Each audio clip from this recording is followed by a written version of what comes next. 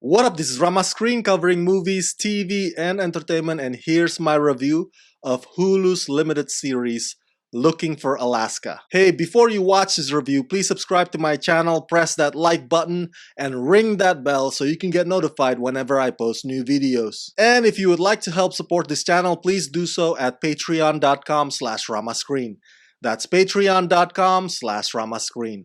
Let's rock this. First up, I would like to say thank you to Hulu for granting me the screeners to the entire 8 episodes of this new limited series. To be honest with you, I did not know what to expect, mainly because I never read any of John Green's books, but I am a big fan of coming-of-age stories that have elements of fun and humor and sadness and first crushes and breakups, featuring an uptight principal and a teacher who spews inspirational stuff. So Looking for Alaska has all of that and a bag of chips. Let me put it this way.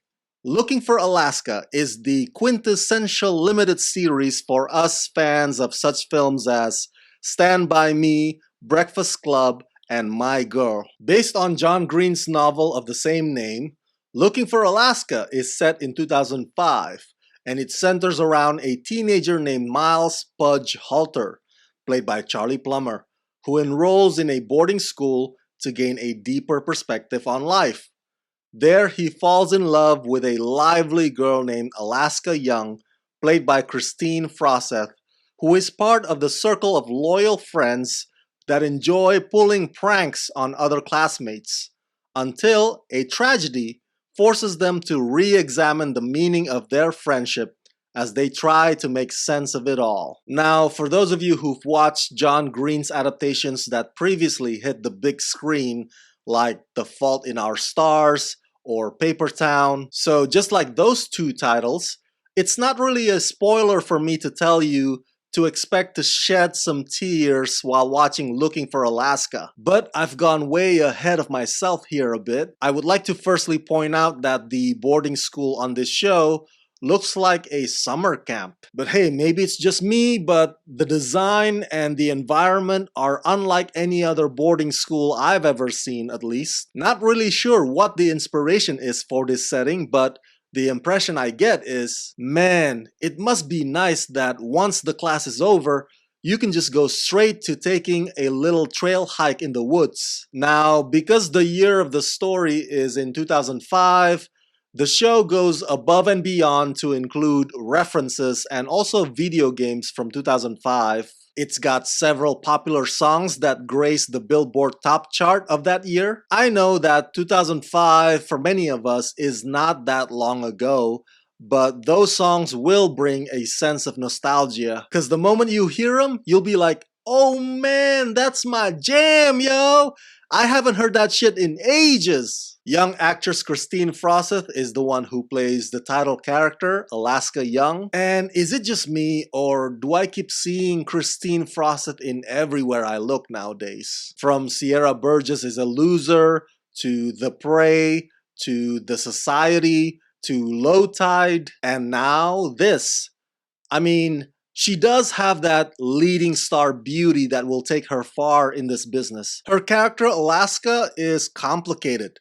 She's free-spirited, but because she feels that there's nothing left for her back home, the boarding school becomes the only thing that she has going for her. Alaska may come across as a misfit, but there is a surprising depth to her, which makes her irresistible. And Kristine Froseth fearlessly captures all those complex nuances. Her co-star Charlie Plummer does an outstanding job as Miles Pudge, who is just head over heels for Alaska. Charlie's got that naive face that you see on somebody who's willing to give his arm and leg for his crush, even if it means killing him. But more than just about those two, Looking for Alaska is also about friendship. Actors Denny Love and Jay Lee round up their group, and they are so damn good at both the comic relief and the emotional beats. The chemistry between those four is spot on,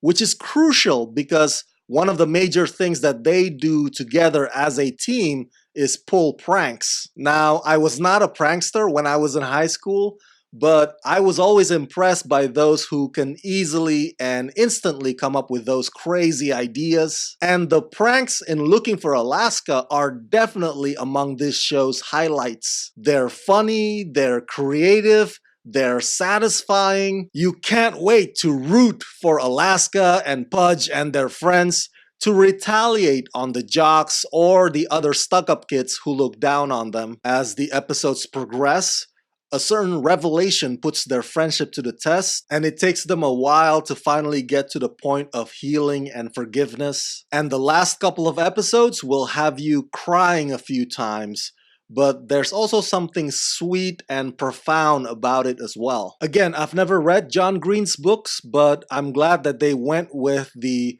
limited series instead of movie adaptation for this one, because not only does this flesh out the characters, but it also allows you to spend time with their journey. I think part of the reason why we find coming-of-age stories like Looking for Alaska very appealing, specifically this one, which is very effective in my opinion, is the lesson learned, or the finding out that we can actually handle more than we're given. Looking for Alaska is for audiences who are deep thinkers, audiences who love philosophy, audiences who dare to carpe diem and appreciate what they have presently, while at the same time ponder the meaning of it all. And by the end of the 8th episode, your heart will be full.